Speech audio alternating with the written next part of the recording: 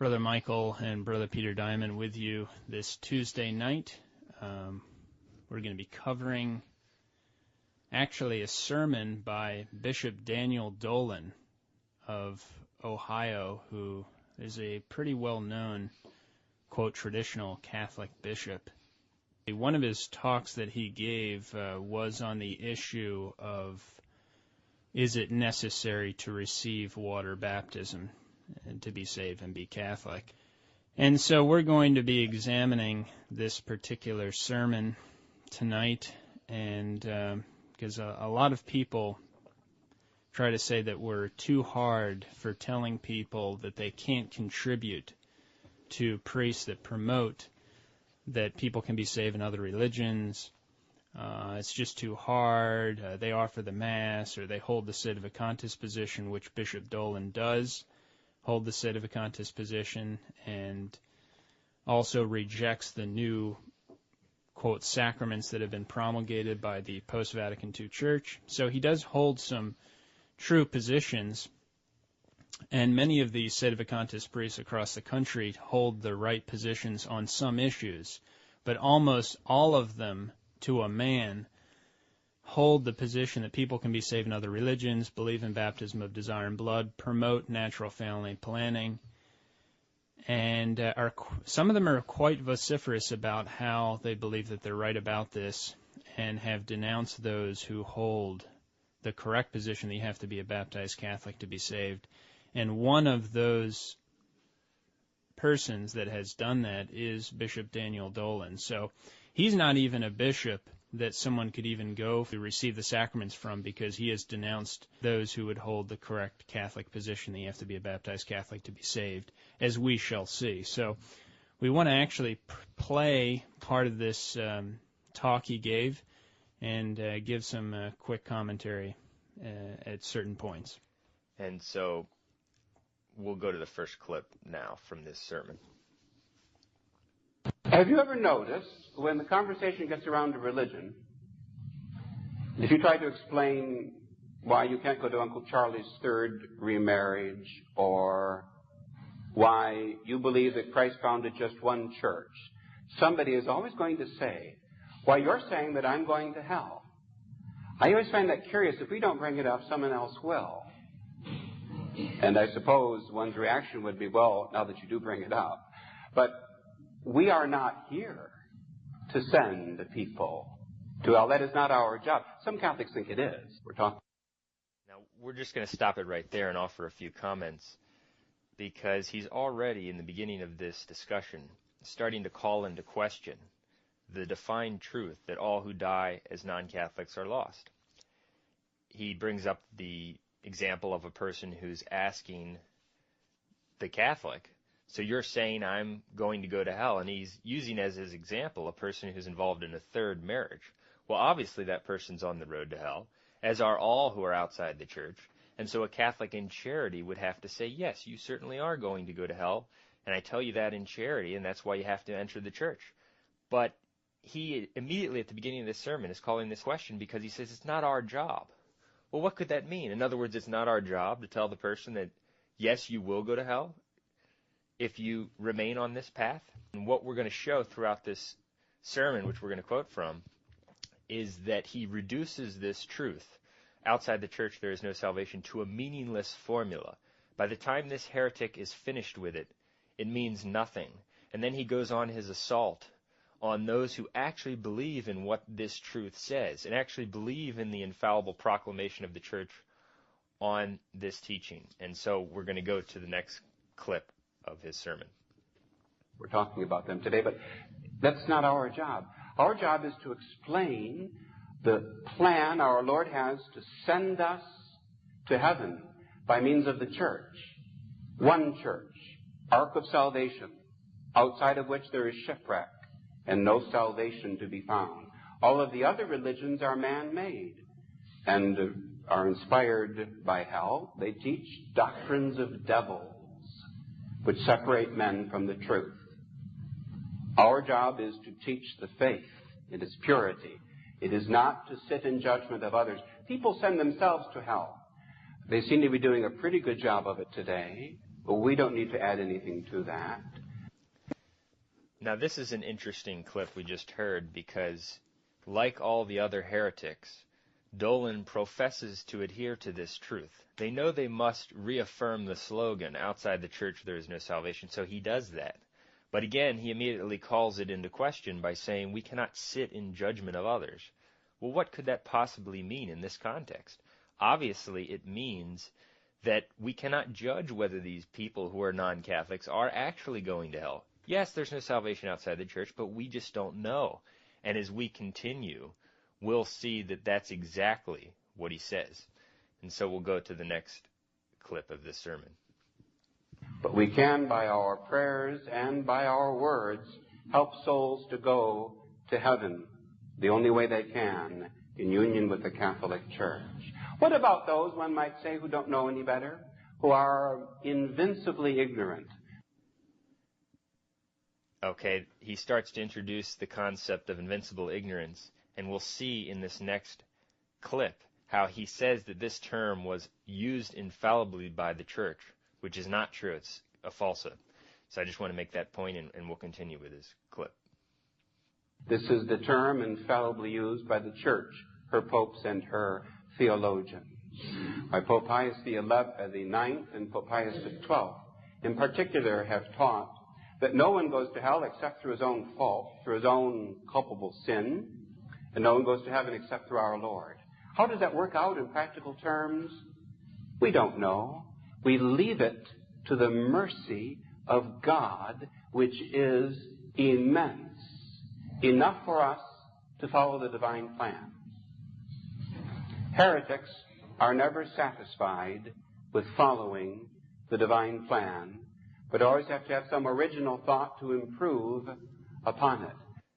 Okay, there are a number of things to comment on in this section.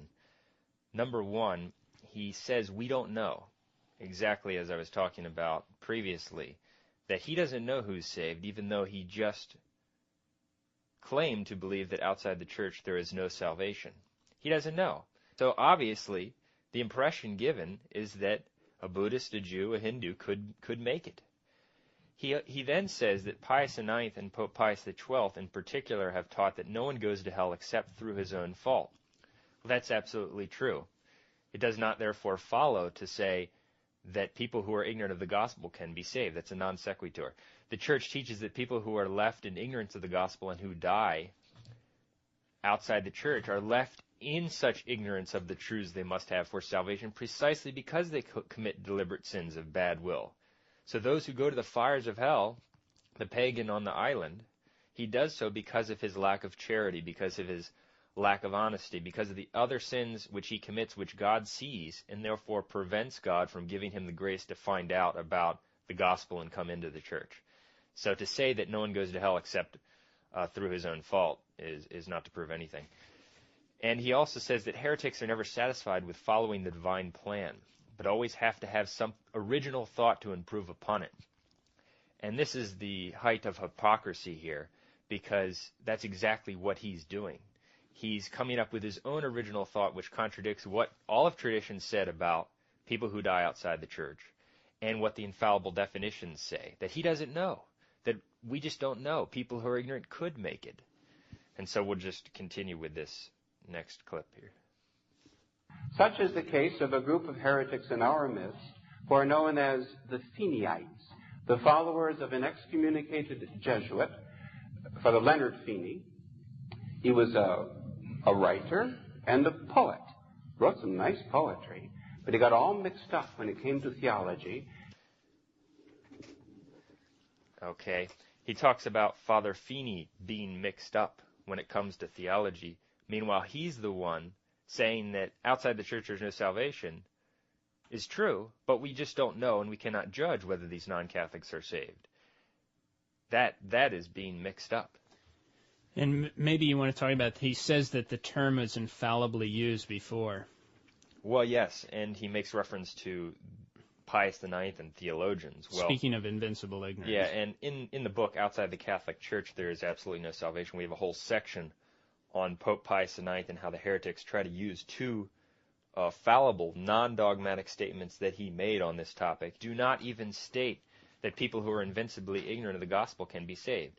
The one statement, quanto conficiore merare, states that those who are ignorant of the truth of the gospel can, by the operating power of divine light and grace, be brought into the knowledge of the truth. And Scripture is quite clear that the meaning of that phrase, the operating power of divine light and grace, is receiving the gospel. That's stated all over and over again in the New Testament, that to receive divine light is to receive the gospel. And so that is a straightforward interpretation of that statement, of that phrase used. Now, one could argue that it's somewhat ambiguous, but doesn't clearly teach that people who are invincibly ignorant of the church can be saved. That would be heresy. And furthermore, it's not infallible. So the other statement of Pius IX that they like to use is from Singulare Quadem, where Pius IX says that those who are in invincible ignorance are not held guilty in this matter in the eyes of the Lord. That's true. As I was saying earlier, the people who are the pagans on the island who haven't heard of the gospel, they're not held guilty in the matter of rejecting the gospel. They're held guilty for their other sins. So that's a separate issue. And so we were going to continue with the next clip here. And 60 years ago, in February of this year, was he excommunicated by the Holy Father Pius XII. He denied, as do his followers today, that there is any such thing as baptism of desire and baptism of blood, that there is any consideration given by the good God to those who are invincibly ignorant for the matter of their salvation, and summed up his doctrine by saying it is water or damnation. If you're not baptized with water, you or someone you know is going straight to hell. Here we see that he dishonestly asserts that all who reject baptism of desire are, quote, Feeneyites, or followers of Father Feeney, even though this was the majority view of the early church, who rejected the idea that catechumens who desired baptism could be saved. And this idea of water or damnation doesn't come from Father Feeney. It comes from Jesus Christ in John chapter 3, verse 5. Unless a man is born again of water and the Holy Ghost, he cannot enter the kingdom of God. And the Council of Trent anathematized anyone who distorts that literal meaning into some sort of metaphor, like this heretic we're listening to right now. And as far as this being original or new, as we quote, and yet these heretics never seem to learn, St. Gregory Nazianzen rejected baptism of desire. Okay, he was a 4th century early church father, one of the greatest. He's considered the theologian. In fact, the liturgy says that his writings are without error.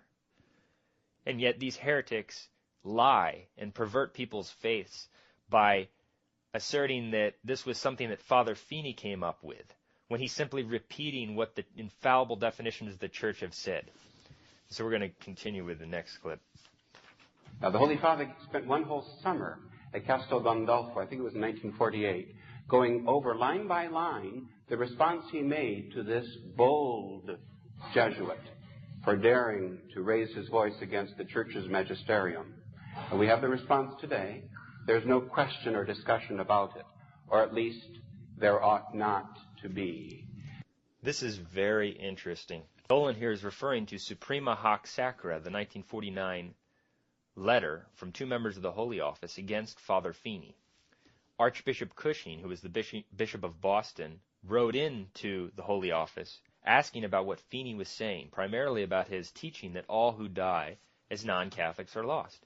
Now, Father Feeney was making many converts. He was stirring up a lot of controversy because, as we've pointed out, prior to Vatican II, almost all of the priests had fallen into a denial of this dogma. They started to believe that you don't have to be Catholic. Okay, and this actually paved the way for the wholesale apostasy we saw at Vatican II. So his simple reiteration that you actually have to be Catholic, it really means that, brought upon him all kinds of resistance. And so Cushing, this Freemasonic Man of the Year, who's actually B'nai B'rith Man of the Year, wrote to Rome about Feeney. And he was responded to by Cardinal Marchetti Salvegiani and Cardinal Ottaviani, saying that no, what Father Feeney says is wrong, etc., and that you can be saved through invincible ignorance, through implicit baptism of desire, without actually being a member of the body of the church. All this contradicts Catholic teaching. And the conclusion of the mainstream media and the public was that they're saying that outside the church there's no salvation is now false. And Dolan says that this, quote, bold Jesuit had dared to raise his voice against the church's magisterium. Yet, if that's true, that letter, which obviously isn't infallible, as even Monsignor Joseph Clifford Fenton admitted, 12th did not solemnly approve it at all. Okay, it was approved in common form, and that's why this recent article we published on geocentrism is so important, because it shows that the acts against Galileo and against those who would deny that the earth is the center of the universe are much more authoritative than what was done against Father Feeney. So if this hypocritical heretic, Bishop Dolan, wants to hold this position and promote it, he's going to have to hold that all who deny that the earth is the center of the universe are heretics. Does he hold that? I don't believe that at all. He would have to hold that all the theologians, okay, in the last 100 years or whatever, who held that the earth is not the center of the universe, were teaching heresy. But he wouldn't hold that. And that's why his people are such hypocrites. And also talks about not sitting in judgment of others. But quite hypocritically, you can see that he's actually judging that those who hold the correct position that you have to be a baptized Catholic are heretics, that they're not Catholics. We would also like to know, does he hold that Cardinal Cushing of Boston, who boasted that he never even made it one convert to the Catholic faith, does he think that he was a Catholic? Does he sit in judgment of him? Or does he just sit in judgment of those who are trying to convert people to the Catholic faith and tell people that you need to be baptized? That's what is very interesting. And also the fact that when Father Feeney was actually preaching this in the Boston area, you had other so-called Jesuit priests that were talking about how they had a problem with Father Feeney preaching that there's no salvation outside the church. So it was really about this issue, that there's no salvation outside the church. It didn't really even get into the issues of the denial of baptism, desire, and blood until a few years after he started to preach that there is no salvation outside the church. So I'd like to know if Bishop Dolan, and he'd probably say, well, I don't know, or I don't sit in judgment of those people, Cushing and these other priests who said that they don't believe in no salvation outside the church. He probably wouldn't even judge them. But you can see, quite hypocritically, he judges those who are telling people that you have to be Catholic and to be baptized to be saved. And so we were going to continue with the next clip. The danger that is done by this false teaching is immense today. Already in the 1950s, did it prepare the way for the confusion that reigns today amongst traditional Catholics. This is precisely the opposite of the truth. As we were just pointing out, it was precisely people like Bishop Dolan who reduced this dogma to a meaningless formula, who left people with the confusion that outside the church there's no salvation does not mean necessarily that non-Catholics can't be saved. Therefore, we don't know. It's just a completely gray area. The Jew could be in good faith. The Buddhist could be in good faith. So there's no real urgency. There's no real necessity to bring them into the church.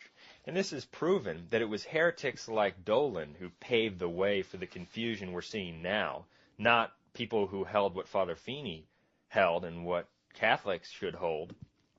This is proven in section 32 of our book on salvation called The Heretics Testify. And there's this Novus Ordo Jesuit named Father Mark Massa who wrote a book called Catholics in American Culture, pointing out how Father Feeney was combating this revolution in Catholic thinking that was occurring, that these people started to now believe that non-Catholics didn't need to be Catholic. And I'm going to quote his book, pages 32 and 33. He says, long before 1965, in other words, before the end of Vatican II, most North American Catholics had ceased to believe that their good Protestant and Jewish neighbors were going to eternal ruin at death, invincibly ignorant or not. Leonard Feeney had recognized as early as 1945 this quiet but quite important revolution in Catholic thinking about boundaries between Catholics and the North American culture. So he's pointing out, he's a Novus Ordo priest who's giving, in this case, an honest assessment of what happened, that Feeney was combating this new heretical mindset that these people didn't have to be Catholic. So it was heretics like Dolan who paved the way for the confusion and the apostasy that we're now seeing. And that's why, actually, if you ask any Novus Ordo priest about salvation, they're all going to agree with Dolan on this issue. They're all going to give a similar answer. And one other interesting point is that Dolan, Father Cicada, Bishop Sanborn, CMRI, Society Pius V, numerous other independent priests will all criticize the post-Vatican II Church for their ecumenism. And they will be right in doing so. But what's so ironic is that they talk about how the Vatican II Church promotes these religions that worship devils, and they meet and pray with these false religious leaders. And, well, the bottom line is that these false traditionalists, such as Dolan and the others, have the same ultimate conclusion as the post-Vatican II Church, that while they're against the activity of ecumenism on earth, they still believe that these people who embrace these false religions, that practice these false religions, can be saved and will be saved. And so is there that much of a difference? No, because they believe that these people practicing the false religions can still go to heaven. So that's what people need to understand. And so we were going to go to the next clip. For if you posit that the Church, Rome, in an official document, could teach error, why then you never know who to trust or who to believe. You've destroyed the Church's infallibility, and that is a doctrine of devils. This is just outrageous hypocrisy. He talks about destroying the Church's infallibility. We have a solemn definition from the Council of Florence stating that all who die as Jews, pagans, heretics, etc., are lost. He completely rejects that. In fact, I'm going to read a quote a little later from his colleague, Bishop Sanborn, who explicitly says that pagans and idolaters can be saved. That's not a doctrine of devils. But holding what the Council of Florence teaches is a doctrine of devils, according to this devilish heretic. And also, Bishop Sanborn told a person we know named Keith McKay from Michigan. He had a meeting with Bishop Sanborn, I think it was about a year or two ago, and he said, "You're telling me, Bishop Sanborn, that a rabbi who rejects Christ can be saved?" And he said, yes.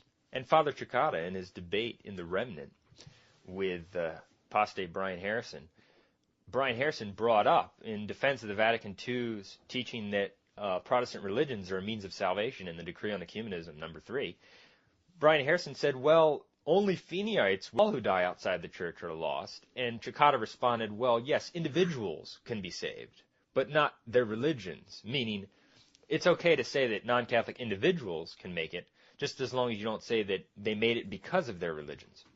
And he's talking about who can we trust if we can't trust what's coming from Rome. We have to follow whatever is coming from Rome. Well, as he pointed out earlier, you're in a devastating dilemma because you're going to have to believe that the earth is the center of the universe, therefore. And that is the devastating dilemma that they're in. Okay, so where's your trust now? We have all these proclamations coming from Rome, from theologians, from other commissions, from St. Robert Bellarmine, who's saying it's de fide to believe in geocentrism. Why doesn't he hold that? And so we were going to continue with the next clip. There is no salvation outside the Church, but we must understand this doctrine properly. The Feeneyites on the one hand, and then we have the liberal modernists on the other, both of them misunderstand it. And what a shame, and what a tragedy it is.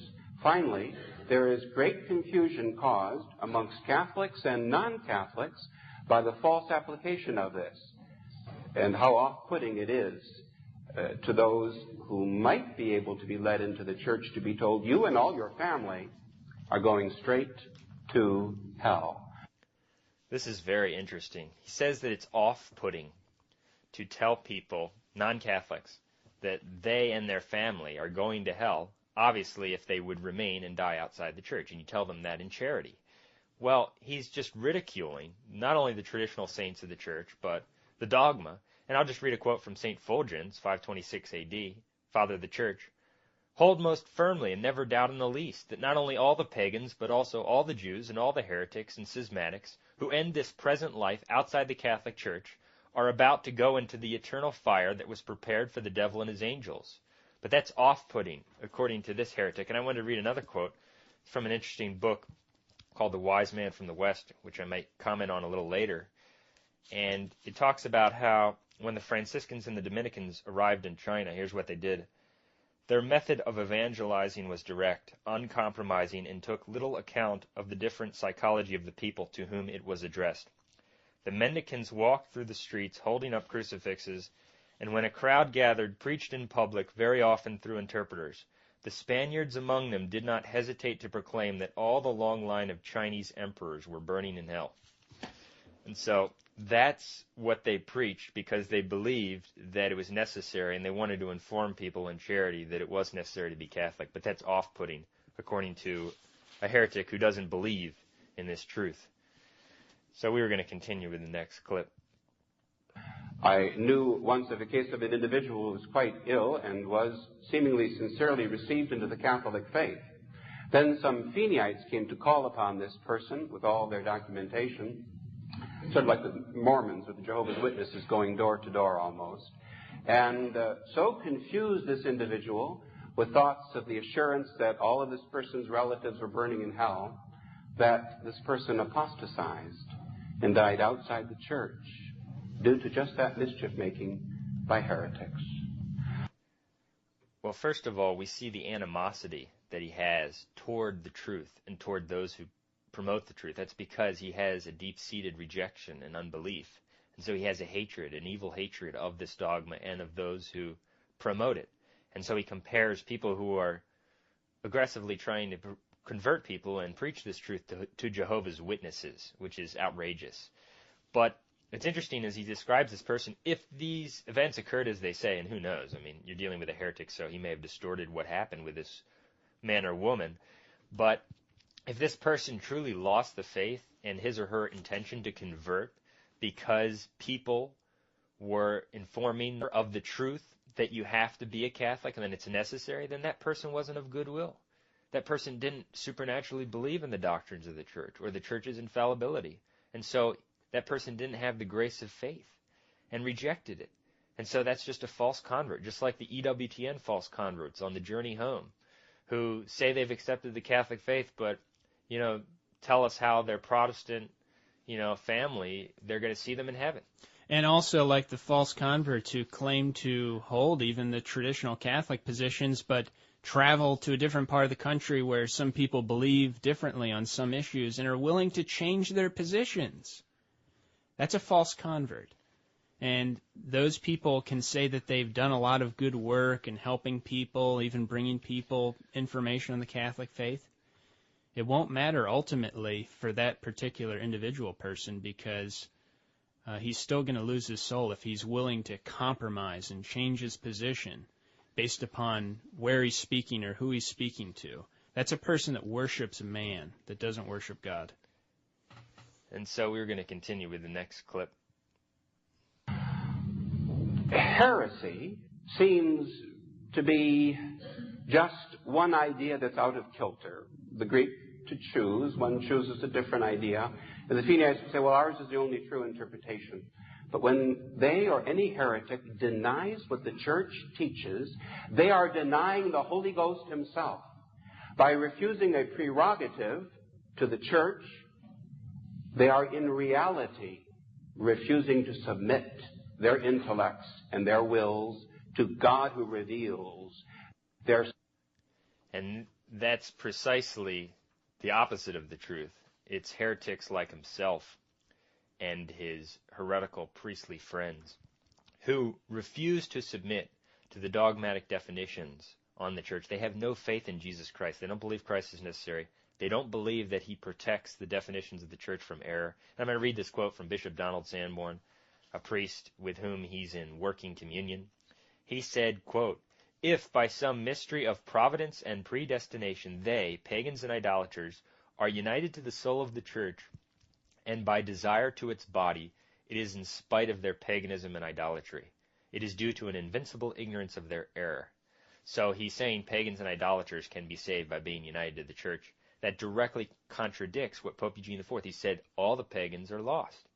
And so he rejects what the Holy Ghost has taught through the church. And yet he perversely makes it seem as if those who adhere to it reject what the Holy Ghost has taught. You're listening to a true heretic at work, a true minister of Lucifer. We're going to continue with the next clip. They're slamming the door in the face of the office of the Holy Ghost, which is to teach us, because the Catholic Church cannot err in matters of faith or of morals. Anything which is taught by the Church is infallibly true. This is the bedrock on which we Catholics rest, and rest secure. The only way for heretics is to humble themselves and to return to the Church.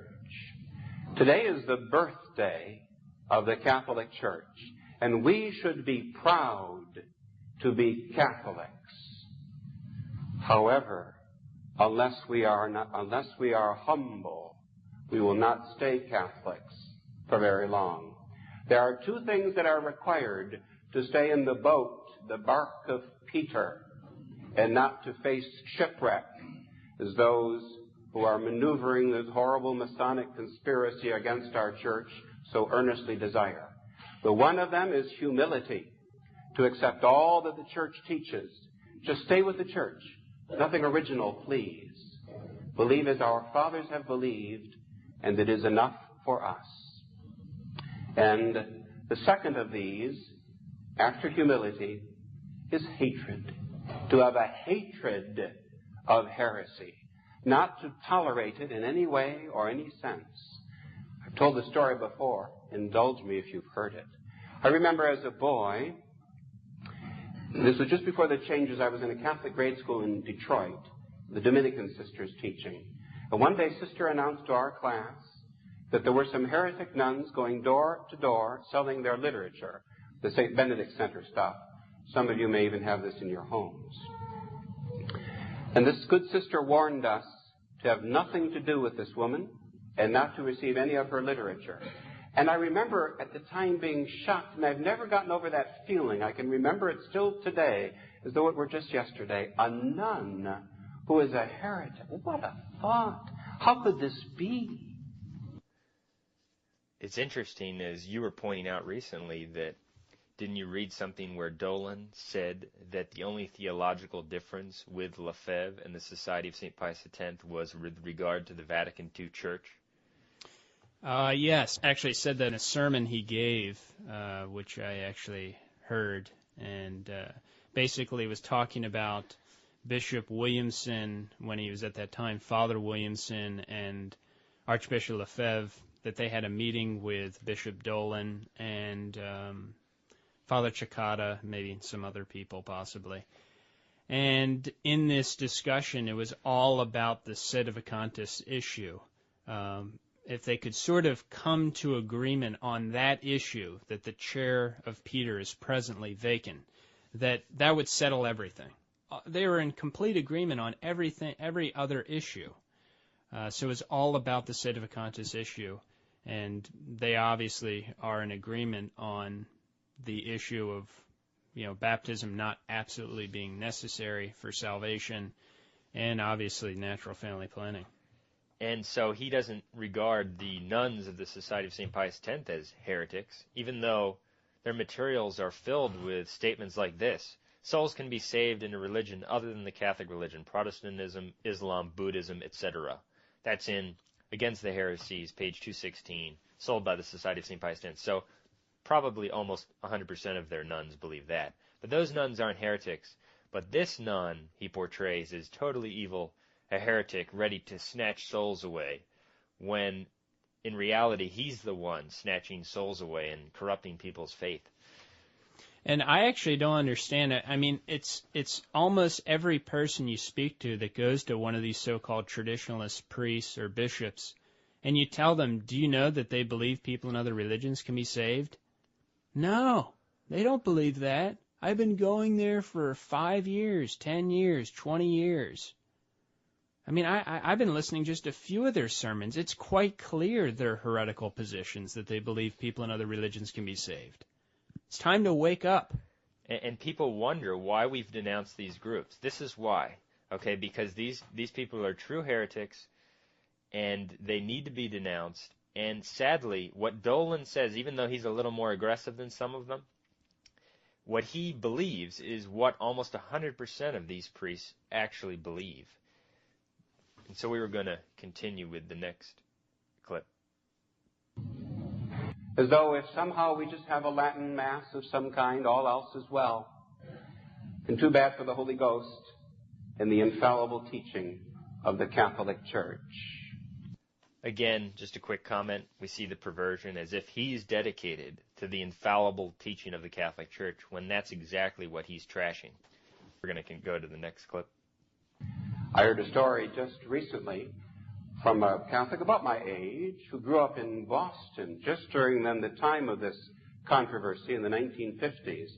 And he told me how the sermons every Sunday, week after week, were always on these same themes of the Church's infallibility, what baptism of desire means or baptism of blood and the rest of it, because the Church had this zeal to root out heresy. He says that preaching baptism of desire constantly is a sign of zeal to root out heresy.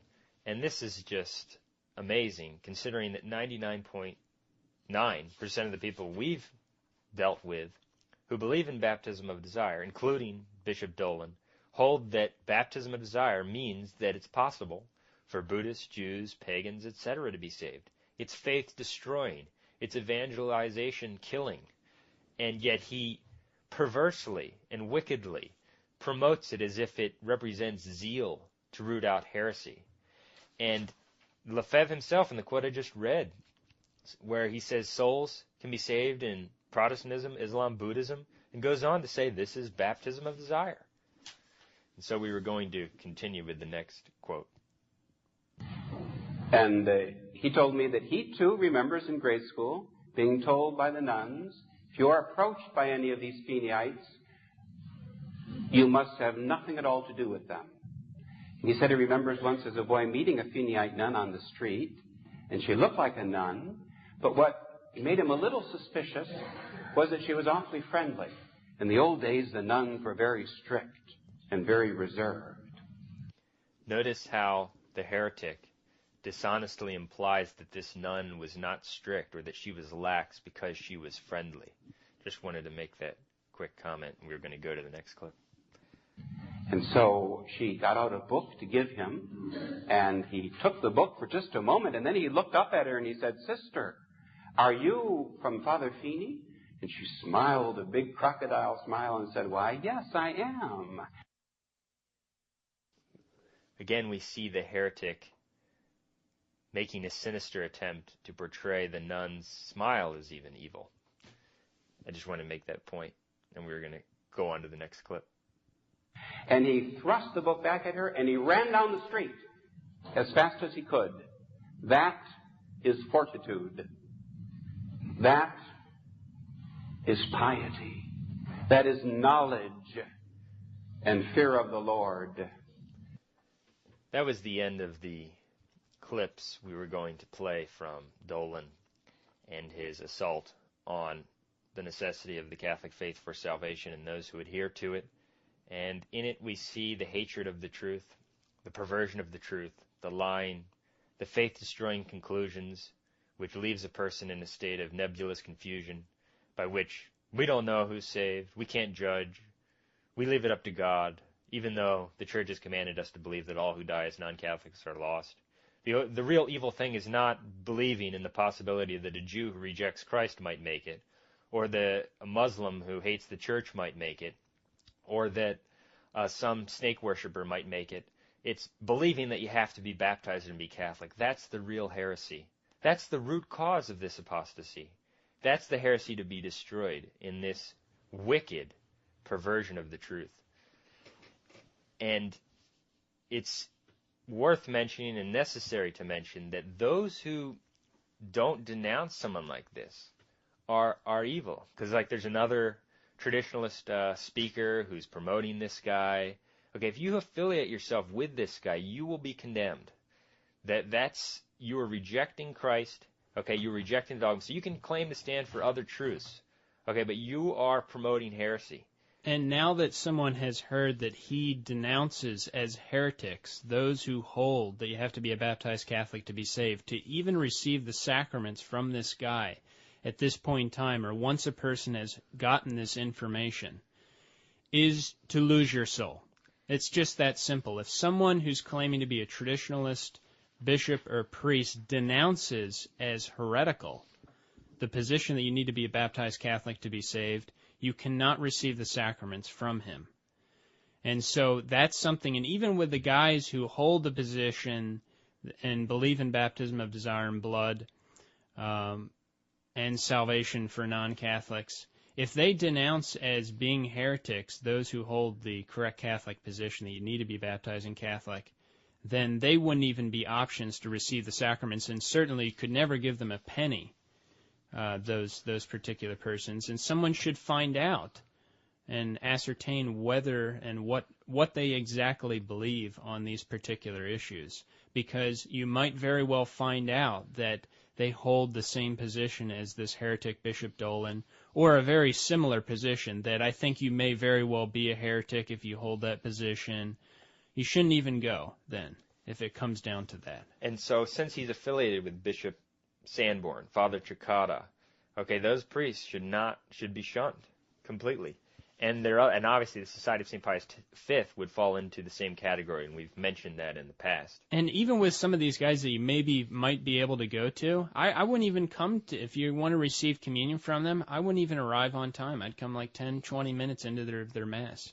And if you want to maybe walk in there and walk in the line, receive communion, kneel down in the back or something, or look through the window and wait till he distributes communion, and then go up and receive, and then maybe go to confession, possibly for that. But you need to find out whether they hold the position that belief in that you need to be a baptized Catholic to be saved. If they think it's heretical, if they think you may not be a Catholic for holding that, don't receive the sacraments from them at all. And if they tolerate your position, or they just think maybe you're wrong but not a heretic, yes, it's possible to receive the sacraments from them. But if you contribute anything to them, you've committed a grave sin. You will lose your soul, because you're supporting heretics. You're supporting a person that doesn't hold the right positions, and also a group that funds and publishes books and literature to tell people how people can be saved outside the church, or there is baptism of desire and blood, or you can use natural family planning. And so this dogma is not stood up for, and almost everyone is denying it, and it's something where a lot of people can claim to be against the Vatican II Church, but if they accept a heretic like this, then they're just phonies. Yeah, and to mention some of the other so-called traditionalist bishops, Bishop McKenna says that the definition from the Council of Florence is a warning. It's not so much a solemn judgment or statement, I think he said, but it's a warning. Yeah, and he's explicitly said that Father Dennis Fahey's statement that Jews who reject Christ can be in the state of grace, he says that's not heresy. So he agrees that a Jew who rejects Christ could be saved. As I've asked so many others, and these people are such liars, and you can see why they go to hell forever. And you can see why these people are condemned, because they don't love the truth, they hate the truth. And I've asked so many people about this statement of Father Dennis Fahey, do you reject this statement as heretical, where he says Jews who reject Christ can be in the state of grace? And again, these dishonest people deny that he's saying that, because they're too cowardly, they're too dishonest to simply admit that it is heretical, that this priest, who they otherwise thought was so good, could have taught such a horrible heresy. And so they deny the truth and lie. And this applies not only in this issue, on another issue. For instance, a book that was recently written against homosexuality. Yeah, actually, it's a book by Randy Engel called The Rite of Sodomy, and I actually had a chance to go through her book.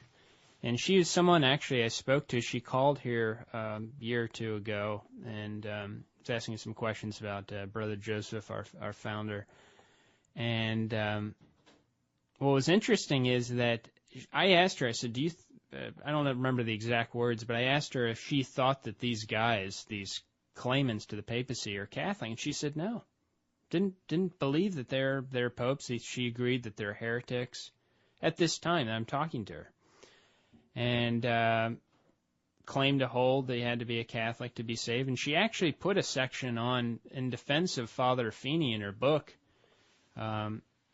which, obviously I was glad to see. And she probably has more knowledge about homosexuality and sex education than just about anyone, at least in the United States, perhaps the whole world.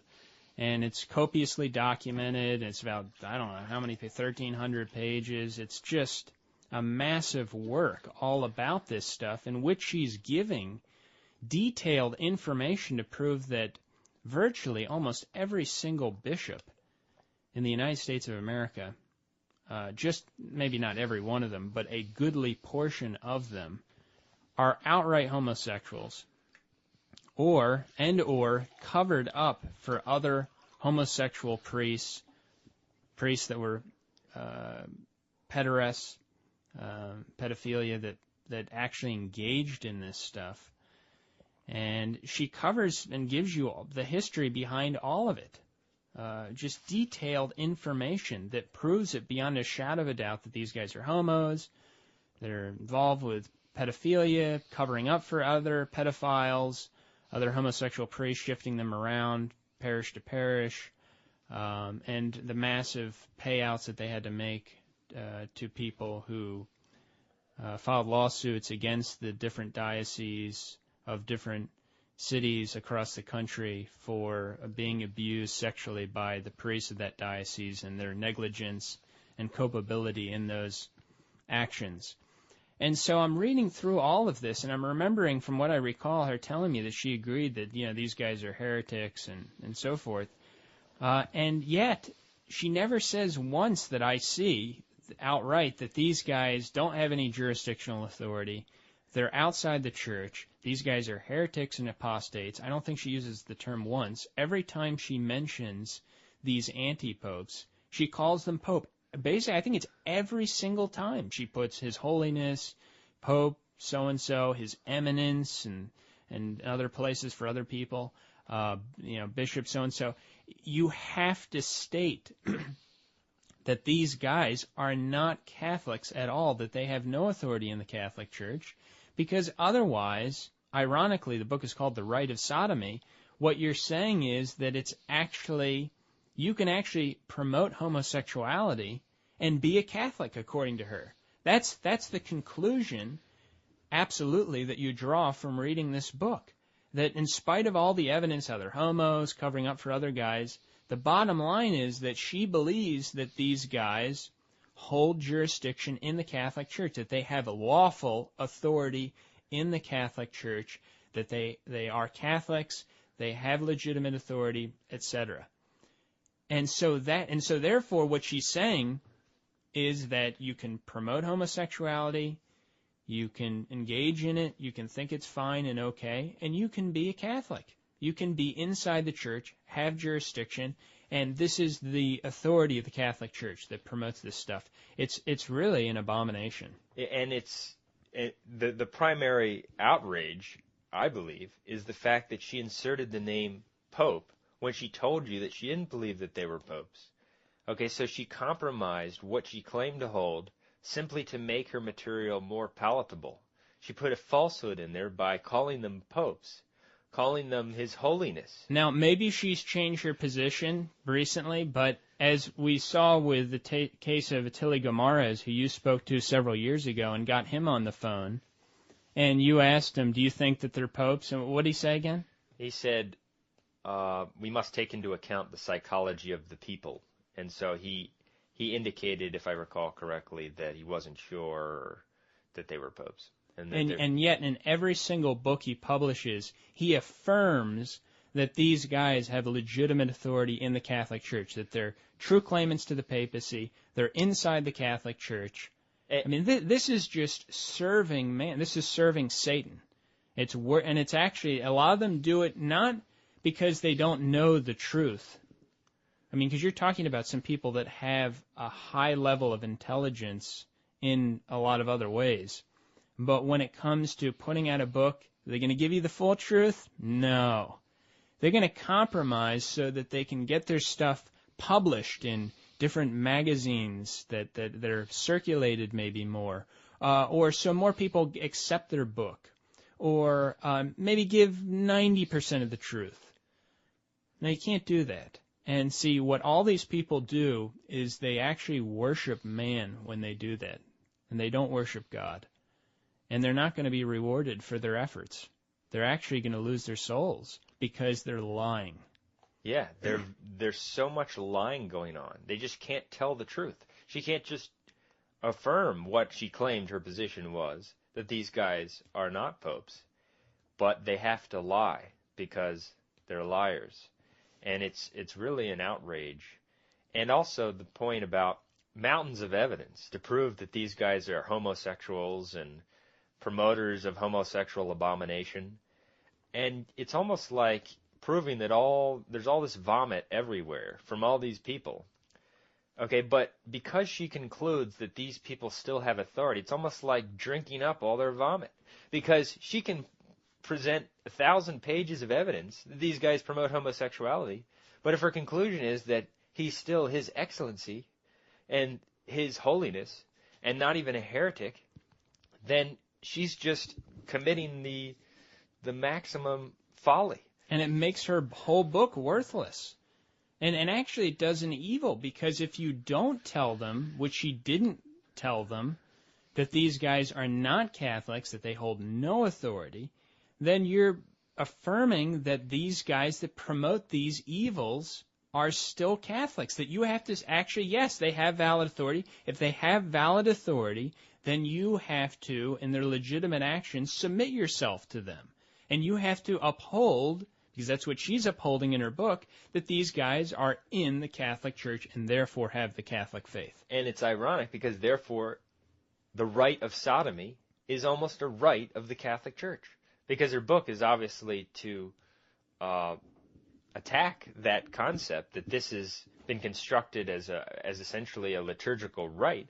But if she doesn't point out that these people aren't part of the Catholic Church who are promoting this and endorsing this, essentially one could say that, yes, there is a rite of sodomy in the Catholic Church if these guys are the authorities of the Catholic Church.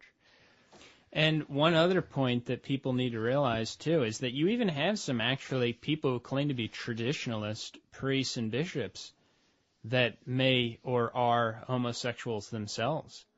I remember several years ago, there's a Bishop Adamson from San Francisco, California, and he's very friendly, and I spoke to him maybe once on the phone, or maybe more than once, and he was very friendly and even thought well of a lot of things that we were doing this many years ago. And so we recommended some people to go to his Mass, and a lady called us that was going there frequently and said, I don't know if you want to recommend people to his chapel because he has a homosexual living at his place.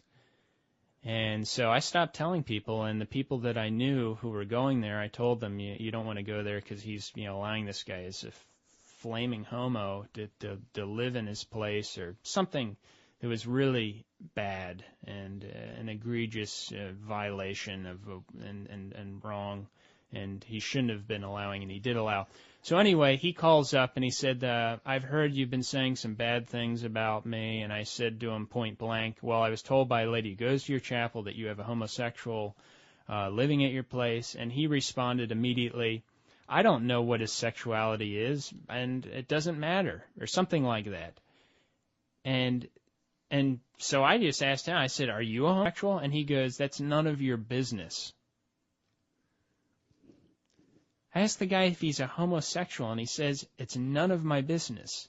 This is a guy who claims to be a traditionalist Catholic bishop, who says the Society Pius X is wrong for not being under the bishops, and he's right about saying that.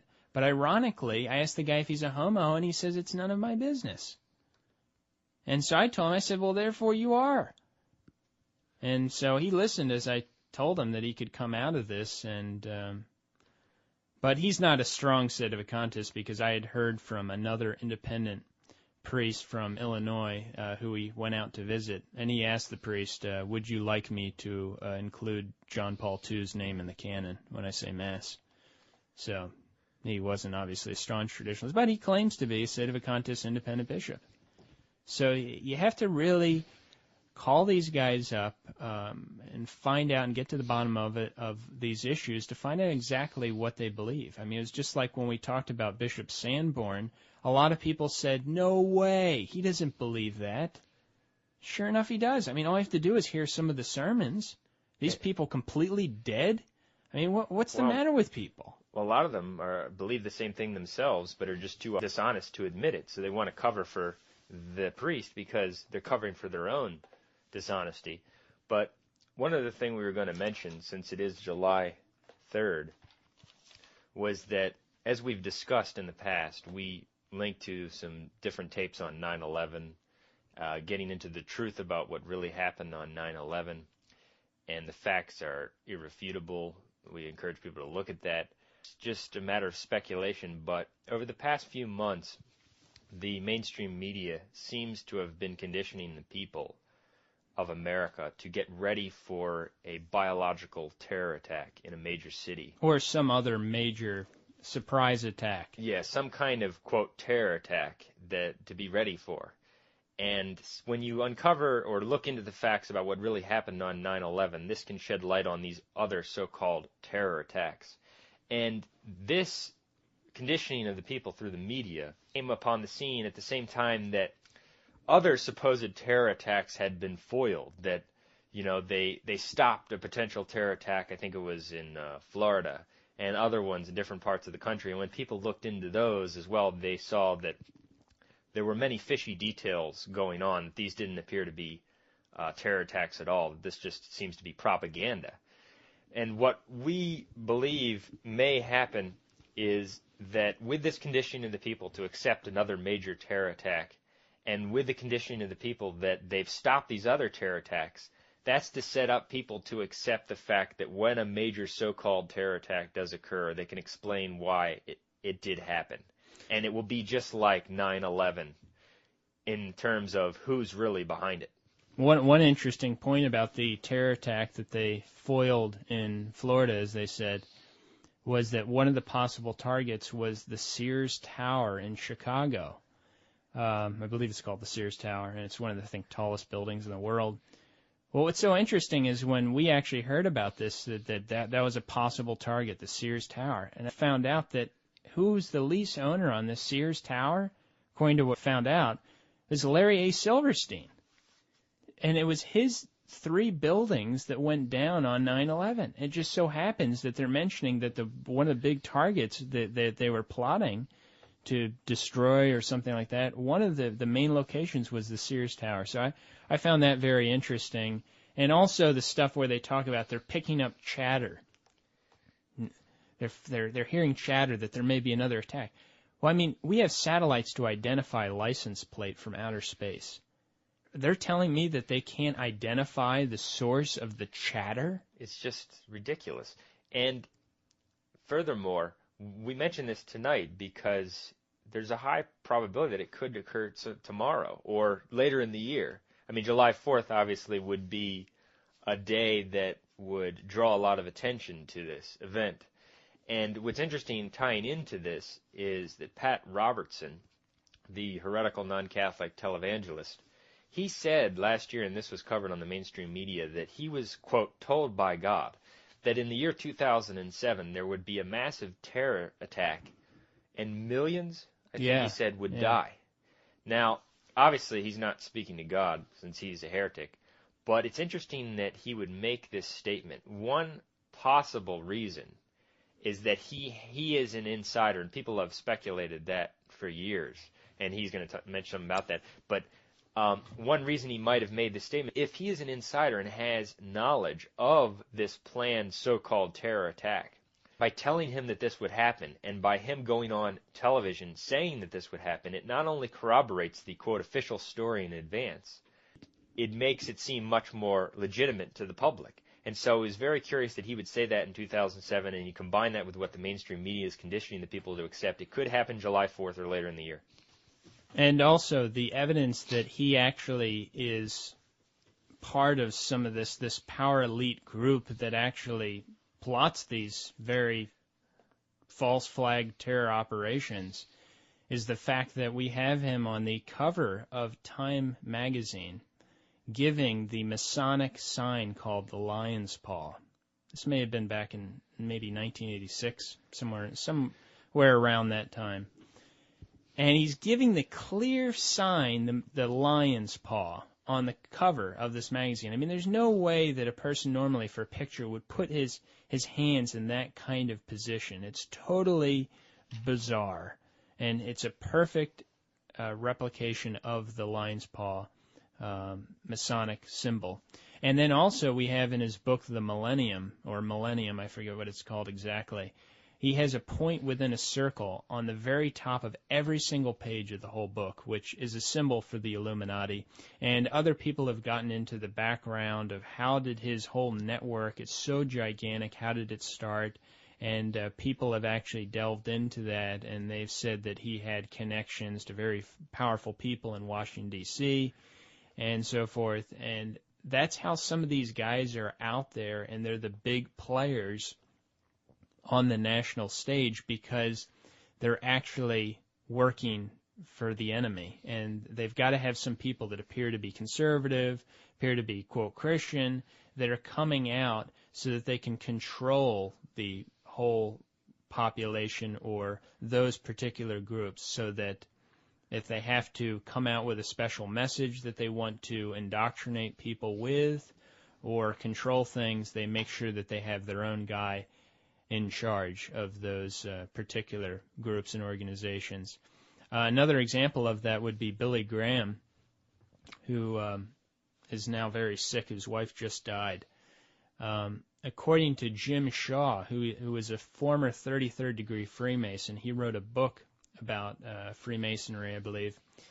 And Dr. James Wardner, in his book Unholy Alliances, points out that when Jim Shaw was initiated into the 33rd degree of Freemasonry, which the 33rd degree, you cannot seek to become a 33rd degree Freemason of the Scottish Rite. You have to be chosen to become a member of the 33rd degree, and you're initiated at the House of the Temple, which is 13 blocks north of the White House, in which inside the building, by the way, we have pictures on the Abortion, Rock Music, and Freemasonry exposed video. There's serpents all over the inside of the building, the concealed swastikas on the inside. And so this is an elite group of people that are given over to the serpent, the devil. And so anyway, when Jim Shaw went to take his 33rd degree initiation, there was a person to help him along with his initiation who was none other than Billy Graham. And so that's a reason why, in fact, Billy Graham several years ago was asked about, when the abortion controversy was raging, what side of the issue was he on? Does he think it's an important issue? And he started to say that he thought that the issue of the environment was actually the big issue, not abortion. The issue of how protecting our environment, something like that. It's just amazing. How can that happen? Because these guys are a false opposition that's set up by the other side to control what they deem to be conservative elements in America. So don't be surprised if a false flag terror attack, major one, on similar to 9/11 or even bigger, were to happen later in this year, or even, who knows, on a date like July 4, or we have no idea, but it seems to be pointing in the direction that they may want to do something like that. So it's interesting to consider. So until next time, good night.